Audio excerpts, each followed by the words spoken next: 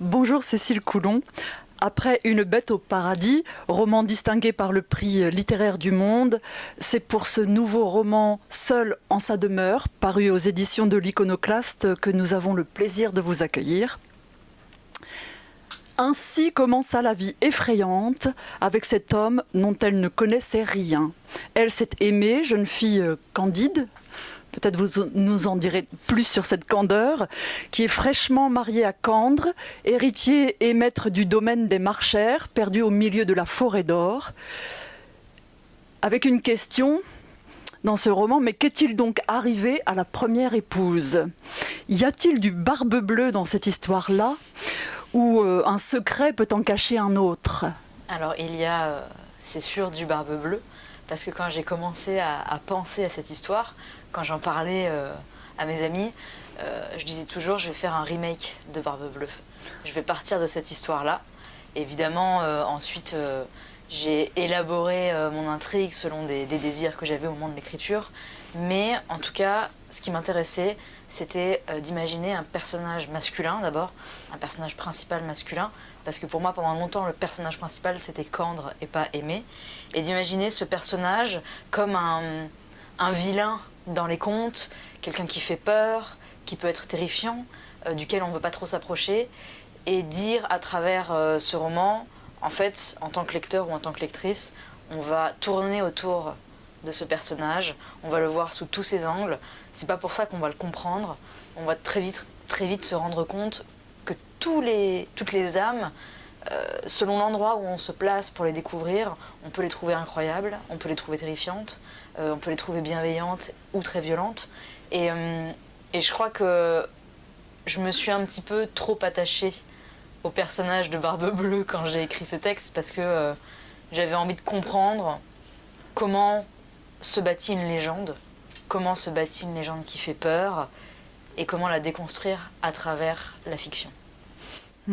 Est-ce que ce récit est une forme d'hommage au romanesque, au roman gothique aussi et si c'est le cas, c'est une réinterprétation, en tout cas dans la forme Oui. et dans l'écriture. Alors, est-ce que c'est un hommage? D'une certaine manière, oui, même si je n'ai pas assez travaillé le roman gothique pour savoir ce qu'il englobe dans la tête des gens qui en parlent. Je pense qu'en France, en tout cas, quand on dit roman gothique, on pense aux romans dans lesquels il y a des monstres, dans lesquels il y a beaucoup de mélancolie, dans lesquels il y a des scènes qu'on retrouve toujours et qui se passent généralement au 19e et fin 18e. Environ. Moi, c'est des romans qui m'ont, on va dire, éduquée visuellement aussi. C'est des films surtout. Mais je crois surtout que ce que j'avais envie de faire dès le départ, c'était l'idée d'un polar poétique. Donc qui va jouer sur ces codes d'une infime angoisse, de certaines scènes, des scènes de cimetière, des scènes de forêt, énormément de scènes de nuit, d'hiver aussi. Donc un univers qui est aussi très chabrolien ou hitchcockien, et en même temps de se dire à l'intérieur de cette narration, à l'intérieur de cette atmosphère, de dire on peut prendre le temps, une page ou deux, pour s'arrêter sur un détail, pour voir à quoi ressemble ce paysage, et pour faire un long poème en prose avant de retourner à l'efficacité du récit. Vous avez parlé de Candre et je me suis posé la question, qu'est-ce que ce personnage de Aimé dit aujourd'hui, alors que son histoire se passe au 19e siècle, dit aujourd'hui au lecteur? Je pense que malheureusement ou heureusement, elle dit beaucoup de choses. Quand j'ai terminé d'écrire le texte, je me suis rendu compte que Aimée, en 1880, à 18 ans, se pose beaucoup de questions sur la place qu'elle va tenir dans la société, dans sa nouvelle famille, et sur la place de son désir et de son plaisir. Et j'ai compris qu'en fait, à 18 ans en 1880 ou à 18 ans en 2021, on se pose les mêmes questions. On est au même endroit. Donc je ne sais pas si c'est terrible ou rassurant, mais je crois que les questions qui tiennent de l'intime sont immuables. Et quelles que soient les manières qu'on a de transmettre le savoir, les spécialistes, les médecins, les témoignages, on continue à se poser ces questions-là sur qu'est-ce que je vais être dans ce couple, quelle va être ma place, quelle va être mon importance ou pas, est-ce que je suis uniquement un ventre ou est-ce que je suis plus que ça? Et là c'est le cas pour Aimé. Et puis il y a aussi la question de son mariage. Dès le début du texte, on comprend que ses parents, à aimer, sont des gens vieillissants, qu'elle est la fille unique, que le domaine est en train de péricliter. Et d'une certaine façon, elle se marie aussi pour faire plaisir à ses parents, ou en tout cas pour qu'ils soient fiers d'elle. Et je crois qu'aujourd'hui, même si on est dans un moment de très très grande avancée, de très très grands tremblements sociétaux, on a encore envie et parfois besoin de se positionner en fonction de ceux qui nous ont aimés et élevés. Donc je pense que aimer, elle dit beaucoup de choses déjà aux femmes, aux jeunes femmes, mais plus largement sur la question de la place qu'on veut tenir et de celle qu'on tient en réalité dans son domaine, elle est très contemporaine. C'est aussi vous intéresser à son trajet aussi, à cet Aimé. C'est un personnage que l'on prend à ses 18 ans. Donc on passe de l'adolescente à la femme. Vous aviez envie de raconter aussi ce changement d'état là? J'avais envie de raconter ce changement d'état parce que à ce moment-là et dans cette vie-là, ce changement il se fait en une phrase. C'est acceptez-vous de le prendre pour époux et de la prendre pour épouse. Et c'est à ce moment-là qu'elle devient une femme. Et il va falloir qu'elle apprenne très très vite ce que c'est que ce nouvel état, comme vous le dites. C'est-à-dire, est-ce que c'est une question sociale? Est-ce que c'est une question familiale? Est-ce que c'est une question intime? Qu'est-ce que ça vient bouleverser? Sachant qu'Aimée, elle passe, en passant d'un état à l'autre, elle passe d'un domaine à l'autre, du domaine de ses parents, lieu de l'enfance, lieu de l'adolescence, au domaine de son mari, lieu de la maîtresse de maison et de l'enfant qui va naître surtout. Donc j'ai voulu suivre cette transformation, cette métamorphose, tout en m'interrogeant sur la vitesse à laquelle cette métamorphose se fait et ce qu'il reste de l'enfance. Et c'est qu'il reste de la curiosité d'enfance dans ce moment-là qui est quand même d'une violence extrême pour Aimée.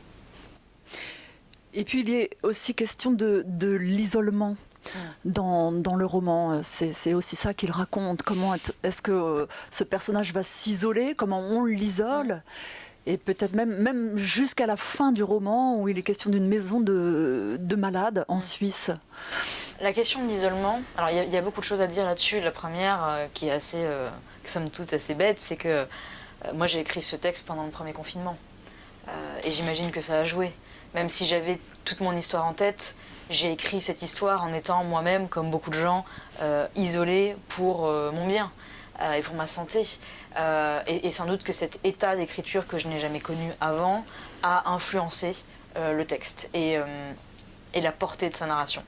Ensuite, et vous l'avez dit, on l'isole d'abord et ensuite elle choisit de s'isoler. C'est-à-dire qu'à partir du moment où elle comprend qu'il s'est passé des choses dans ce nouveau domaine et qu'elle va devoir découvrir en quoi consistaient ces événements, elle va passer beaucoup plus de temps à comprendre ce qui s'est passé qu'à essayer de sortir de ce lieu. Donc elle va s'isoler parce qu'elle va trouver dans la forêt et dans ces choses qui l'entourent une forme de protection. Au début c'est une prison et ça devient, à mesure que le texte avance, une protection.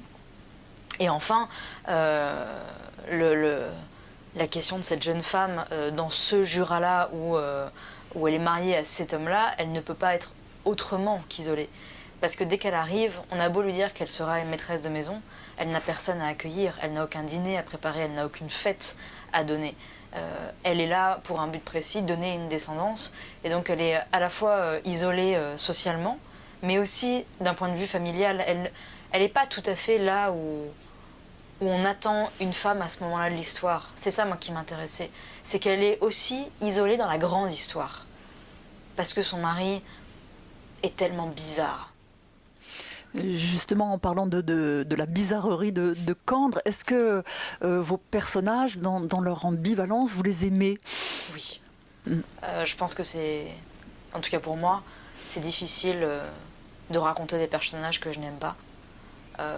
Après, je les aime en sachant qu'ils sont ambivalents, qu'ils sont versatiles, qu'ils sont comme des chats qui demandent une caresse et qui sont capables, dans la seconde, de mettre un coup de patte ou de mettre un coup de griffe.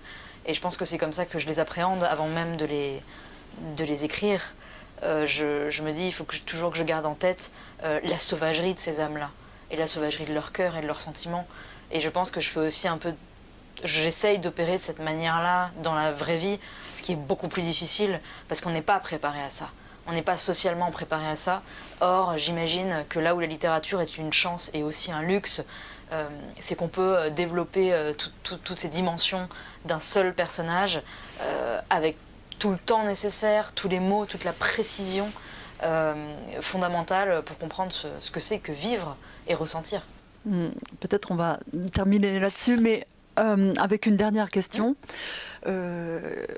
Quel livre ou quel auteur aimeriez-vous partager avec vos lecteurs ? Il y a un texte que j'ai lu récemment, très récemment, qui m'a beaucoup marqué. C'est un texte qui s'appelle La Fêlure de Emmanuel Régnier, ou Régniez, je ne sais pas comment on prononce, je dirais Régnier, qui est paru au Tripode il y a 2 mois. Et c'est un texte très court, d'une centaine de pages, et je ne connais pas l'auteur. Mais j'ai été renversée par ce texte qui est d'une dureté, qui est implacable. Mais j'imagine que j'attends cela de la littérature. Et donc j'étais si heureuse d'être si intensément bouleversée. Donc je propose de lire ce texte tout en disant bien que c'est un des textes les plus durs à lire. Mais c'était incroyable. Merci beaucoup, Cécile Merci. Coulon.